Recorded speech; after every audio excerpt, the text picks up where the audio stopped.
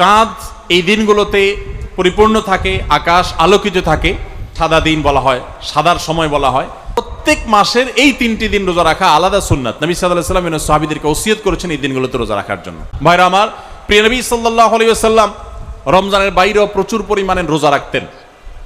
অনেক বেশি নফল রোজা, সুন্নাত রোজা তিনি রাখতেন। রমজানের বাইরে আরো 7 ধরনের নফল রোজার কথা আমরা বলতে পারি। কয় ধরনের নফল রোজা? এগুলোকে মাসতুন সুন্নাত রোজাও বলা যেতে পারে। সুন্নাত রোজা নবী সাল্লাল্লাহু আলাইহি ওয়াসাল্লাম এই রোজাগুলো রাখতেন। আমরা শুধুমাত্র অনেকে রমজানেই রোজা রাখি, আবার আগামী রমজানের আগ পর্যন্ত আর রোজা রাখার তৌফিক হবে না। রোজার যে কত গুরুত্ব, রোজার যে কত উপকারিতা, রোজা রাখতে সামান্য একটু কষ্ট হতে পারে, কিন্তু তার স্বাস্থ্যের যে উপকারিতা লাভ সেটা বলাই বাহুল্য, আর ওয়াজ করে বোঝানোর প্রয়োজন নেই। আমরা শুধু সেগুলো আমল করা দরকার। রোজা শুধু রমজানে রাখলেন, এরপরে আপনি ক্লোজ করে ফেললেন রোজার চ্যাপ্টার, আবার আগামী রমজান আসলে রাখবেন না, আপনি আদর্শ রোজাদার হতে পারলেন না। আদর্শ রোজাদার হতে হলে রমজানে হয়তো 30 দিন রোজা রেখেছেন, অন্য কোনো মাসে 30 দিন পুরো মাস আপনাকে রোজা রাখতে ইসলাম বলে না। আপনি মাঝে মধ্যে সেটা ধরে রাখেন, কারণ সারা বছরই আমাদের স্বাস্থ্যের জন্য রোজাটা যেমন উপকারী, ইমানের জন্য তেমনি ভাবে উপকারী। আসলে আমরা জানি যে রমজান রোজার বাইরে আরো কখন কোন কোন সময় রোজা রাখা সুন্নাত। রমজান রোজার পরে যে সমস্ত রোজাগুলো সুন্নাত, তার ভিতরে একটা হলো শাওয়াল মাসে প্রিয় নবী সাল্লাল্লাহু আলাইহি ওয়াসাল্লাম 6টি রোজা রাখার ব্যাপারে উদ্বুদ্ধ করেছেন আমাদেরকে। এটা হলো একটা সুন্নাত রোজা, যে 7 সময়ে বা 7 ধরনের নফল বা সুন্নাত রোজার কথা বলেছি, তার ভিতরে একটা হলো এই শাওয়ালের 6টা রোজা।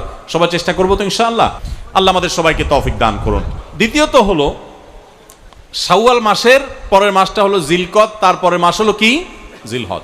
এই জিলহজ মাসের প্রথম 9 দিনই নফল রোজা রাখা যায়। এরপরে বিশেষ করে আরাফাতের দিন, যেটা জিলহজের 9 তারিখ, এই জিলহজের 9 তারিখটাতে নবী সাল্লাল্লাহু আলাইহি ওয়াসাল্লাম রোজা রাখার পর উৎসাহিত করেছেন, আমাদেরকে উদ্বুদ্ধ করেছেন। এর মাধ্যমে 1 বছর পূর্বের আবার 1 বছর পরের অগ্রিম আল্লাহ তাআলা গুনাহ খাতা মাফ করে দেন। তো এই জন্য প্রথম নফল রোজা বা সুন্নত রোজা পেলাম শাওয়ালের 6 রোজা, আর দ্বিতীয়টা হলো জিলহজ মাসের কয় তারিখ? 9 তারিখ, 9 জিলহজ, আরাফাত দিনের রোজা। এটা নবী সাল্লাল্লাহু আলাইহি ওয়াসাল্লাম বলেছেন, আহতাসিবু আল্লাহি আন ইউকাফিরাস সানাতাল্লাতী ক্বাবলাহা ওয়াল্লাতী বা'দাহা, যে 1 বছর আগের এবং 1 বছর পরের পুরা গুনাহ আল্লাহ তাআলা মাফ করে দেন। তাহলে 2টা পাইলাম, শাওয়ালের 6টা আর জিলহজের 9 তারিখ। নাম্বার 3, মুহররম মাসে বেশি বেশি রোজা রাখা। কোন মাসে বেশি বেশি রোজা রাখা? কারণ নবী আলাইহিস সালাম বলেছেন, আহাব্বুস সিয়ামি ইলাল্লাহি শাহরুল্লাহিল মুহররম বা'দা রমাদান শাহরুল্লাহিল মুহররম আও কামা ওয়ারাদা ফিল হাদিস। রমজানের পর মুহররম মাসের রোজা হলো আল্লাহর কাছে সবচাইতে প্রিয় বা সবচাইতে গুরুত্বপূর্ণ রোজা। এই জন্য মুহররম মাসেও বেশি বেশি নফল রোজা রাখা সুন্নাত। তাহলে 3টা পেলাম। 4 নম্বর হলো মুহররম মাসের একটা বিশেষ দিন আছে, নাম হলো আশুরা। আশুরা কয় তারিখকে বলা হয় ভাই? মুহররমের 10 তারিখকে বলা হয়। হিজরি বর্ষের চান্দ্রবর্ষের প্রথম মাসকে বলা হয় মুহররম। সেই মুহররম মাসের 10 তারিখ হলো কি? আশুরা। এটা একটা ঐতিহাসিক দিন। এই দিনে আল্লাহ তাআলা মুসা আলাইহিস সালামকে বিজয় দান করেছেন ফেরাউনের বিরুদ্ধে। বহু সত্যের বিজয় আল্লাহ তাআলা আশুরার দিনে দিয়েছেন এবং অসত্যকে পরাজিত করেছেন। অনেক ঐতিহাসিক একটা দিন। এই জন্য নবী সাল্লাম এই দিনে রোজা রাখতেন। আশুরার দিনে রোজা রাখাটাও সুন্নাত। অতএব রোজা রাখার আমরা আরেকটা ফরম্যাট পেলাম, 4 নম্বর ফরম্যাট পেলাম, যে আশুরার দিনে রোজা রাখা। এই আশুরার দিনে যে রোজা রাখা, এটা আবার 2টা রোজা আমরা জানি, 9 আর 10, আর না হলে 10 আর 11। তবে সবচেয়ে উত্তম হয় 9 আর 10, কারণ প্রিয় নবী সাল্লাল্লাহু আলাইহি ওয়াসাল্লাম যে বছর দুনিয়া থেকে চলে গেছেন, সেই বছর তিনি বলেছেন, যদি আমি সামনের বছর বেঁচে থাকি লা আসুমান্না তাসিআ ওয়াল আশির, তাহলে সামনের বছর আমি জিলহজের আশুরার রোজাগুলো যখন রাখবো, জিলহজ নয় আশুরার রোজা যখন রাখবো, তখন মুহররমের 9 আর 10 রাখবো। এটা তার আকাঙ্ক্ষা ছিল, কিন্তু সেই তৌফিক তিনি পান নাই, আল্লাহ তাকে দুনিয়া থেকে নিয়ে গেছেন তার আগে। তো এই জন্য ওলামা ইকরাম বলেন উত্তম হলো আশুরা রোজা রাখলে 9 এবং 10 রাখা। যদি সেটা না পারেন তাহলে অপশন নম্বর 2, 10 এবং 11। তাহলে 4টা সুন্নাত রোজার অপশন পেলাম আমরা। শাওয়ালের 6টা, জিলহজের 9 তারিখ, আর মুহররমের 9, 10 অথবা 10, 11, আর পুরা মুহররম মাসটাই নফল রোজার জন্য। তাহলে কয়টা হলো? 4টা। 5 নম্বর হলো শাবান মাস। শাবান মাসে প্রিয় নবী সাল্লাল্লাহু আলাইহি ওয়াসাল্লাম সবচেয়ে বেশি নফল রোজা রাখতেন। আপনারা জানেন, আমাদের আয়েশা রাদিয়াল্লাহু তাআলা বলেছেন, কারণ নবী সাল্লাল্লাহু আলাইহি ওয়াসাল্লাম ইয়াসুমু শাবান ইল্লা কালিল, নবীজি পুরো শাবান জুড়েই রোজা রাখতেন, কিছু কয়েকদিন বাদে পুরো শাবান রোজা রাখতেন। তাহলে 5 নম্বর হলো শাবান মাসে বেশি নফল রোজা রাখতেন, রমজানের আগের মাস। 5টা ফরম্যাট হয়ে গেল। আরো 2টা আইটেম আছে, তার একটা হলো মাসিক, আরেকটা হলো সাপ্তাহিক। মাসিক রোজা হলো চাঁদের 13, 14, 15, চাঁদের 13, 14, 15। এই 13, 14, 15 এই দিনগুলোকে বলা হয় আইয়ামে বীজ, অর্থাৎ চাঁদ এই দিনগুলোতে পরিপূর্ণ থাকে, আকাশ আলোকিত থাকে। তো এই জন্য আইয়ামে বীজ বলা হয়, এটাকে সাদা দিন বলা হয়, সাদার সময় বলা হয়। তো এই দিনগুলোতে চাঁদের 13, 14, 15 প্রত্যেক মাসের এই 3টি দিন রোজা রাখা আলাদা সুন্নাত। নবী সাল্লাল্লাহু আলাইহি ওয়াসাল্লাম সাহাবীদেরকে ওসিয়ত করেছেন এই দিনগুলোতে রোজা রাখার জন্য। তাহলে 6 নম্বর আমরা পেয়ে গেলাম। 7 নম্বর নফল রোজা বা সুন্নাত রোজার সুযোগ আসে হলো প্রতি সপ্তাহে, সেটা হলো সোমবার এবং শুক্রবার। কি বলেন? সোমবার আর বৃহস্পতিবার। মাশাআল্লাহ, প্রিয় নবী সাল্লাল্লাহু আলাইহি ওয়াসাল্লাম এই দিনগুলোতেও নফল রোজা বেশি বেশি করে রাখতেন। তাহলে মোট 7 প্রকার আমরা পেলাম। ইমানদারের বিরতি হলে একসাথে কখন? জান্নাতে প্রবেশের পর, মৃত্যুর পর।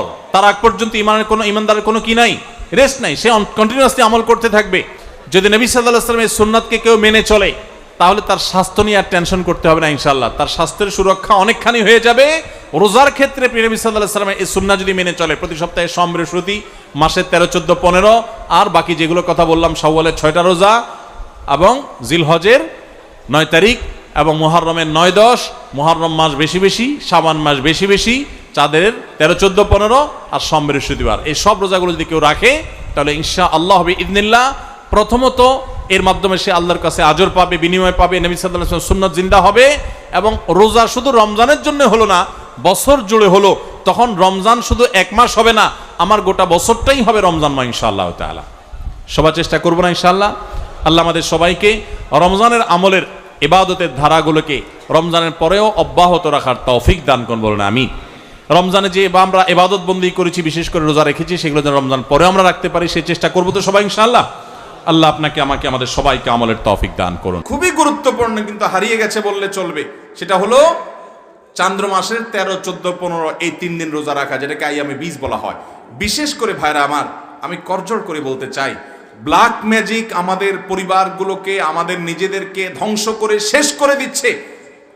ব্ল্যাক ম্যাজিক মানুষকে কবর পর্যন্ত আর ওঁটকে পাতিল পর্যন্ত নিয়ে যায়, অর্থাৎ মেরে ফেলে। ভয়ঙ্কর একটা বিষয়।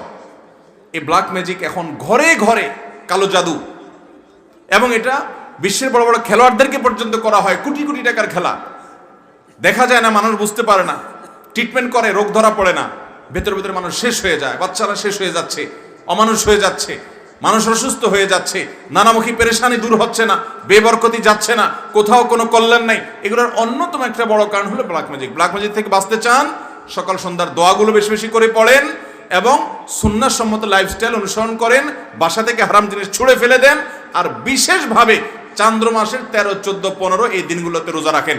ব্ল্যাক ম্যাজিশিয়ানরা এই দিনগুলোতে বেশি ব্ল্যাক ম্যাজিক করে, যারা রোজা রাখে আল্লাহ তাআলা তাদেরকে সেফ রাখেন, হেফাজত রাখেন। এটা অনেক বেশি পরীক্ষিত একটি আমল। এই সুন্নাহটা আমাদের সমাজ থেকে হারিয়ে গেছে, আমল করার চেষ্টা করবো তো।